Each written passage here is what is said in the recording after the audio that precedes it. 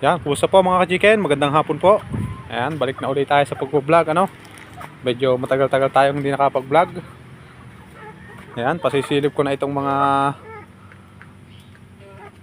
ating inahin, ano. So ayan, ayan na sila, ano. After 6 months, ano. Ayan. Ayan, binukod ko na sila doon sa ano nila, sa mga tandang, ano, para makondisyon ko na yung katawan nitong mga bagong inahin na ito, ano, para at least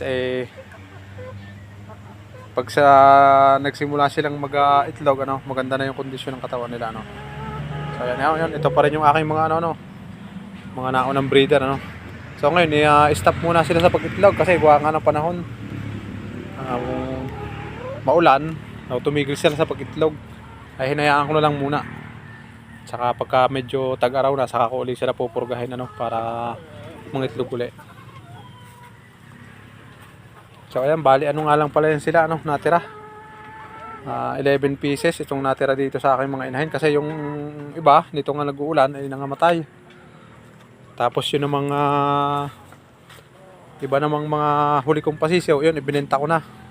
Kasi nga inabot ng pangit na panahon. Tsaka medyo hindi na hindi ko na sila naabid ng maayos sa kakuha nung ako'y nagkasakit.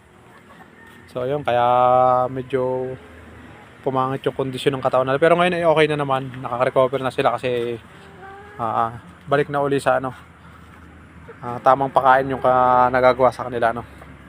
So ayan, puro inahin na yan sila, binukod ko na yung tandang. Pero hindi pa sila nag-i-start mga itlog, ano. Siguro itong next month pa siguro. Ayun lang po, salamat.